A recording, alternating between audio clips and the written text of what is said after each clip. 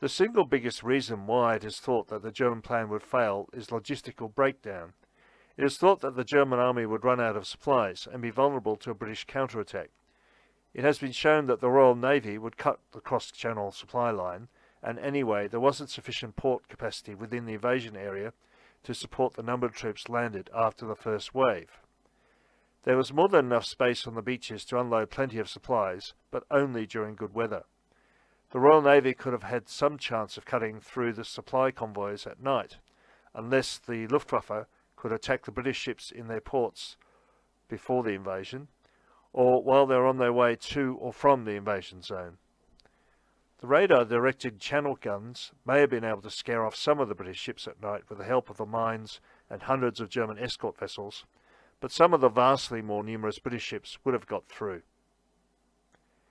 The troops were to be transported in a motley collection of over 3,000 river barges, fishing boats and steamers in 4 groups, 1 group for each invasion beach. Of these, over 2,000 were barges, though the most important component was the 150 transport ships. These invasion craft were to be protected by U-boats, S-boats, R-boats, about 20 destroyers, and hundreds of smaller craft. 100 long-range guns were set up on the French coast to pound the British beaches and attack British shipping. British ships were also to be prevented from reaching the invasion fleet by minefields laid across the English Channel on either side of the invasion area.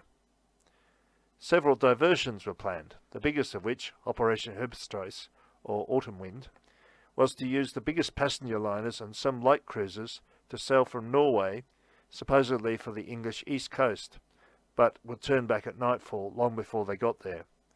It seems likely, though, that through Ultra, the British knew it was a feint, and its only likely effect would have been the sinking of the remaining large surface units of the German Navy. Argument ranges about the minefields. Many say they would not have been effective even if they could have been laid in time. It said there weren't enough mines, and the huge number of mines could not have been laid in the time allocated. Even then, it is thought that they would have required constant maintenance to stop them floating away, and protection from British minesweepers. During daylight hours, the invasion fleet's fate lay with the Luftwaffe, which placed its specialist anti-shipping group on the eastern end of the channel. However, cooperation between the German Navy and Air Force was poor, and it is said the Luftwaffe didn't have any armor-piercing bombs or effective torpedoes. Nevertheless, there is evidence that the armament statements are wrong. The lack of armor-piercing bombs is in any case irrelevant, as nearly all the Royal Navy ships that would have opposed the Germans were unarmoured, and indeed the majority were made from wood.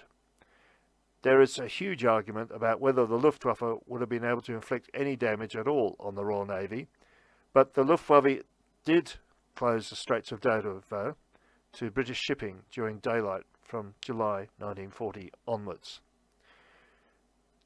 The German invasion plan shows 2 features that were removed from the final plan: the landings at Lyme Regis and Brighton. The Brighton landings were moved closer to Eastbourne, and the Lyme Regis landing was relegated to a possible follow-up. The landings between Dover and Ramsgate, that is Beach A, were cancelled because they were too well defended, and to sail to Deal would require moving parallel to the coast right under the British coastal guns. Even if you ignore the obvious problems with getting across the Channel and supplying the troops in Britain in the face of Royal Navy opposition, the German plan's slow build-up, which allowed only 12 divisions or their equivalent to be landed in the first 10 days, even should they be able to arrive, made success unlikely.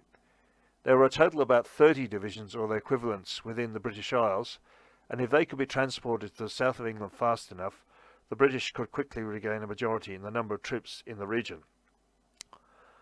The role of the Luftwaffe in interdicting British reinforcements and cutting the railways would thus be critical. Air superiority was thus critical to the German invasion plan to succeed, even without the naval problems. For this phase, the Germans would be helped by the terrain, which involved no river lines across their line of march until they got to the River Thames. If the Germans bombed the bridges over the River Thames, then possibly they could have made reinforcing the British forces difficult.